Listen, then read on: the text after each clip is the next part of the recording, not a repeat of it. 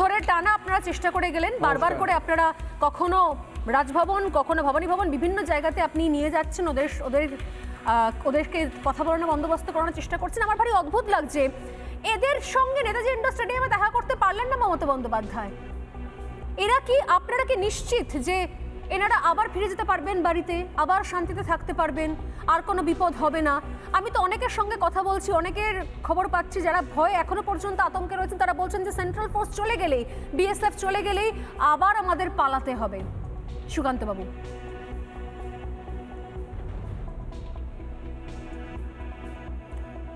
সেই সম্ভাবনা অত্যন্ত প্রবল। মমতা বন্দ্যোপাধ্যায় ওনাদের সাথে দেখা করেননি, করবেনও না।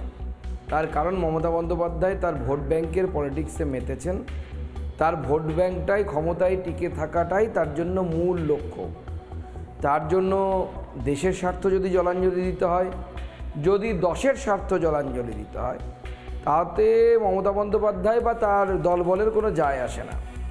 এবং আমি এনাদেরকে নিয়ে যে বিভিন্ন জায়গায় গেছি, বা ভারতীয় জনতা পার্টি যে লড়াইটা করছে, এই লড়াইটা, এই গোড়ায় যে সমস্যাটা আছে, সেই সমস্যাটা ধরিয়ে দেওয়ার জন্য পশ্চিমবঙ্গের বেশিরভাগ মানুষকে, যে এটা শুধু একটি জায়গার ঘটনা নয়। আমি বারবার মিডিয়াকে বলেছি, আবার বলছি, আপনারা অ্যানালাইসিস করুন। অঙ্কুরহাটিতে যখন গণ্ডগোল হয়েছিল, ঠিক এই একই ঘটনা ঘটেছে। এর আগে কালিয়াচক থানা জ্বালিয়ে দেওয়া হয়েছিল, তখনও একই ঘটনা ঘটেছে।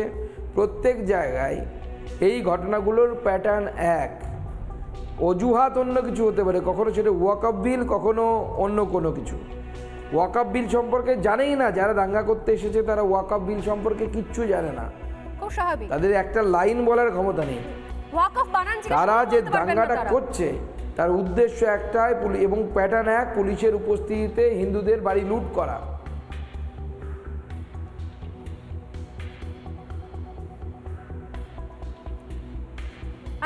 আপনি এটা মারাত্মক অভিযোগ করেছেন। আমি রাজ্যপালের কাছে আমরা দাবিগুলো দেখছিলাম, যে যেখানে আপনি কিছু বলছিলেন, হ্যাঁ, যেখানে হিন্দু মহিলাদের জোর করে ধর্মান্তকরণের জন্য চাপ দেওয়া হচ্ছে, এমনও মারাত্মক অভিযোগ করেছেন। মূলত কি 5 দফা দাবি রাখা হচ্ছে?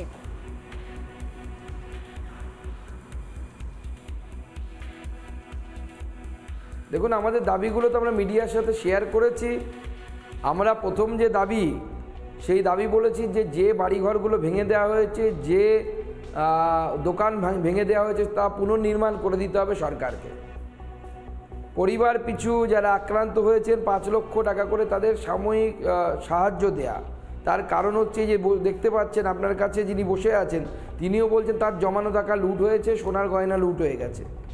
একজন ব্যবসায়ীর 25 লক্ষ টাকা লুট হয়েছে। আমরা মাননীয় মুখ্যমন্ত্রীর কাছে অনুরোধ করেছি যে আপনি 5 লক্ষ টাকা দেওয়ার ব্যবস্থা করুন। পরিবার পিছু যারা এইভাবে বিস্থাপিত হয়েছে, বিশেষ করে তাদেরকে একটি চাকরি দেওয়ার ব্যবস্থা করুন। এবং সবথেকে গুরুত্বপূর্ণ, যে যারাই অন্যায় করেছে তাদেরকে অ্যারেস্ট করার ব্যবস্থা করুন, উপযুক্ত শাস্তি দেওয়ার ব্যবস্থা করুন। এবং বিএসএফ ক্যাম্প, আগে ওই এলাকায় পার্মানেন্ট একটি বিএসএফ ক্যাম্প ছিল, স্বাভাবিকভাবে গ্রামবাসীরা আবার দাবি করছেন যে সেই বিএসএফ ক্যাম্প পার্মানেন্ট করা হোক, এবং সেই initiative should be taken by the chief minister of the state. মাননীয় মুখ্যমন্ত্রীর উচিত এই বিষয়ে দৃঢ় পদক্ষেপ নেওয়া। এবং আমাদের প্রশ্ন, আমরা এই গোড়ার জায়গাটাকে ধরতে চাইছি। হয়ে গেছে, মাননীয় মুখ্যমন্ত্রী পুলিশ পাঠিয়েছেন, সিট পাঠিয়েছেন, হেন হচ্ছে, বারবার কেন হচ্ছে? কেন আপনার পুলিশের উপস্থিতিতে হিন্দু মেয়েদের বুকের আঁচল সরিয়ে দেওয়া হচ্ছে? কেন হাত ধরে টানাটানি হচ্ছে? কেন বলা হচ্ছে ধর্মান্তরিত হতে হবে? এদেরকে জিজ্ঞেস করুন যারা আছেন আপনাদের স্টুডিওতে। আমি টিভিতে দেখতে পাচ্ছি না বলে বলতে পারছি না কারা আছেন আপনাদের ওখানে, যারা আক্রান্ত তাদেরকে জিজ্ঞেস করুন। তাদেরকে ওপেন অফার দেওয়া হয়েছে, তোমাদের স্বামীদেরকে মেরে কেটে আমরা গঙ্গায় ফেলে দিচ্ছি, তোমরা আমাদের সাথে চলো, শাখা সিঁদুর খুলে ফেলো, মুসলিম ধর্মে ধর্মান্তরিত হও, রোজা রাখো, রমজান করো, তাহলে তোমাদেরকে ছেড়ে দেওয়া হবে।